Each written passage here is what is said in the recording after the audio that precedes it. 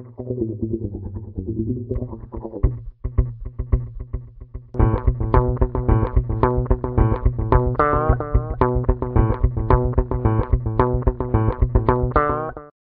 பெருமை. ஏன்னா பிகாஸ் 25வது படம் எல்லா நடிகர்களுக்குமே அவங்களோட 25th ஃபிலிம் 50th ஃபிலிம்லாம் வந்துட்டு ஒரு பெஞ்ச் மார்க்காக அமையணும்னு நினைப்பாங்க.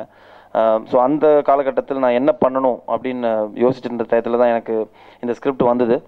ஃபஸ்ட்டு எனக்கு டேரக்டர் சார் கோச்சுக்காதீங்க, டேரக்டர் பார்த்தோன்னா ஒரு ஃபைட்டர் மாதிரியே இருந்தார், பயமாக இருந்தது எனக்கு பார்க்குறதுக்கு. என்னது இவர் இப்படி இருக்கார், என்ன ஒரு ஆக்ஷன் ஸ்கிரிப்ட் சொல்ல போகிறார் போல இருக்கு அப்படின்னு சொல்லிட்டு தான் வந்து உட்காந்தேன். ஆனால் சத்தியமாக ஒரு 2.75 மணி நேரம் எனக்கு டைம் போனதே தெரியல. அந்த லெவலுக்கு ஒரு ஒரு அப்படி ஒரு ஹியூமரான ஒரு ஸ்கிரிப்ட் இது. இன்டர்வல் பிளாக்லாம் அவ்வளோ ஹியூமராக இருக்கும். இன்டர்வல் பிளாக்லாம் சரி, கிட்டத்தட்ட ஒரு 15 to 20 சீன்ஸ் படத்தில் அவ்வளோ ஹைலைட்டாகவே இருக்கும். தனியாக நீங்கள் பிரித்து ரிப்பீட்டட் ஆடியன்ஸ் திருப்பி பார்த்து ரசிக்கக்கூடிய லெவலுக்கான சீன்ஸ் இருக்குது. ஸோ எனக்கு ரொம்ப சந்தோஷமாக இருந்தது. இதுதான் என்னோட 25th ஃபிலிமாக பண்ணணும்னு நான் லாக் பண்ணேன். அதுக்கடுத்து இந்த படத்தை எந்த தயாரிப்பாளர் யார் என்னங்கிற ஒரு கேள்விக்குறி இருந்தது. பட் சத்தியமாக சொல்கிறேன், எனக்கு கவிதாலயா இந்த செட்டப் வந்துட்டு அமையும் அப்படின்னு நான் நினச்சி கூட பார்க்கல என்னோட 25வது படம். ஏன்னா அது ரொம்ப முக்கியம். ப்ரொடக்ஷன் வேல்யூ இப்போ உள்ள சினிமா எப்படி இருக்குன்னு எல்லாருக்குமே தெரியும். நல்ல ப்ரொடியூசர்ஸ் ப்ளஸ் அந்த படத்தை நல்ல பப்ளிசிட்டி பண்ணி எடுத்துகிட்டு போய் ஓப்பனிங் எடுத்துகிட்டு வருதுங்கிறது சாதாரண விஷயம் கிடையாது. ஃபஸ்ட்டு ஒரு ப்ரொடியூசரை பிடிக்கிறதே சாதாரண விஷயம் கிடையாது.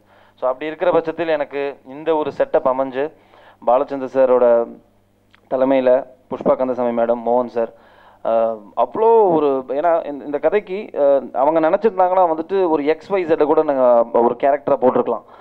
ஏதோ ஒரு கேரக்டரை போட்டு நம்ம வந்துட்டு படத்தை முடிக்கணும் அப்படிங்கிற இன்டென்ஷன் சுத்தமாக அவங்களுக்கு இல்லை. இந்தந்த கேரக்டர்ஸ்க்கு இந்தந்த ரோலுக்கு எல்லாருமே ரெனவுண்ட் ஆக்டர்ஸாக இருக்கணும், எல்லாருமே பரிச்சயமான ஒரு நடிகர்களாக இருக்கணும்னு சொல்லி நீங்கள் பார்த்தீங்கன்னா கம்ப்ளீட்டாக ஃபுல் ஃபிலிம் வந்துட்டு உங்களுக்கு வந்துட்டு ஃபுல் ஒரு கம்ப்ளீட் பேக்கேஜாக இருக்கும். எல்லாருமே வந்துட்டு ஜனங்களுக்கு ரீச் ஆன நகைச்சுவை நடிகர்கள். அதில் நான் வந்துட்டு ஃபஸ்ட்டு சொல்ல வேண்டியது தம்பிராமையா அண்ணன். இந்த படத்துக்கு அப்புறம் நான் ஒரு 2 பேரோட பெரிய ஃபேன்ஸ் ஆகிட்டேன். ஒன்று தம்பிராமையா அண்ணன், இன்னொன்று கானாபால் அண்ணன். 2 பேரும் வந்துட்டு அவங்க பேசுகிற விதம், பழகிற விதம் பார்த்திங்கன்னா வந்துட்டு டைம் போகிறதே தெரியாது. அந்த லெவலுக்கு ரொம்ப ஜாலியான பர்சனாலிட்டிஸ். ஆனால் கானாபால் அண்ணன் நான் லிப்பிங் பண்ண மாட்டேன், அடுத்த சாங்லேருந்து வந்துட்டு நீங்களே லிப்பிங் பண்ணிக்கோங்க. ஸோ அந்த லெவலுக்கு வந்துட்டு எங்களுக்குள்ள எங்கள் ஒரு ஃபேமிலி மாதிரி இருந்தவங்க. கம்ப்ளீட் ஃபிலிமே பார்த்தீங்கன்னா வந்துட்டு ஒவ்வொரு சீனையும் ரொம்ப ரசித்தோம், ஆத்மார்த்தமாக ரசித்து பண்ணோம். அது ரொம்ப முக்கியம். எனக்கு என் கெரியர்லேயே வந்துட்டு நான் அந்த மாதிரி ரசித்து பண்ண ஒரு படம் தான் வந்துட்டு தியாகராஜன் சார் ப்ரொடக்ஷனில் ஒரு பெரிய ஒரு சக்ஸஸ்ஃபுல் ஃபிலிமாக அமைஞ்சது M10 மகன். ஏன்னா ஒவ்வொரு சீனுமே வந்துட்டு எல்லாருமே ரசித்து பண்ணாதான் அது வந்துட்டு அதோட அவுட்புட் வேறு மாதிரி இருக்கும். இப்போ கூட வந்துட்டு என்னால் டப்பிங் வந்துட்டு நான் பண்ண படங்களில் அதிகமாக டைம் எடுத்துக்கிற டப்பிங் பார்த்தீங்கன்னா இந்த படம். ஏன்னா காமெடி ஃபிலிம்னா ஜாலியாக டப்பிங் பண்ணிடலாம் தான் உள்ளே வந்தேன், ஆனால் அது முடியல. ஏன்னா எல்லாருமே டப் பண்ணிட்டாங்க. எல்லாரோட டப்பிங்கும் ஒரு தடவை கேட்கும்போது எனக்கு வந்துட்டு ஒரு 3 தடவையாக சிரிச்சிடுவேன். அதுக்கப்புறம் அவங்களோட கவுண்டர்ஸ்க்கு ஈக்குவலாக என்னோட கவுண்டரை மேட்ச் பண்ணி நான் டப் பண்ணுறது ரொம்பவே கஷ்டமாக இருக்குது எனக்கு. ஸோ பட் சந்தோஷமாக இருக்குது. என்னென்னா ஒரு நல்ல படத்துக்கான ஒரு அறிகுறி தெரியுது. ஒரு நல்ல ஒரு என்டர்டெய்னிங் ஃபிலிம்க்கான எல்லா விஷயங்களும் இந்த படத்தில் இருக்கும்.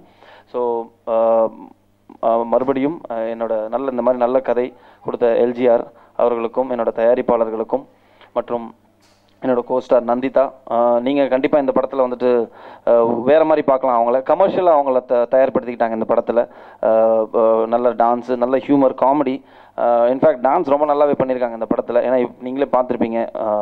ஸோ ஓவராலாக எல்லாருமே தங்களோட கான்ட்ரிபியூஷன்ஸ் அவ்வளோ நல்லா கொடுத்துருக்காங்க, அவங்களோட பெஸ்ட்டை கொடுத்துருக்காங்க. இதுக்கு மேலே பத்திரிகை நண்பர்கள் உங்கள் கையில் இருக்குது. நல்ல படத்தை நாங்கள் கொடுத்துட்டோங்கிறத நீங்கள் ப்ரமோட் பண்ணி இந்த படத்தை வந்துட்டு வாழ்த்தணும். நன்றி.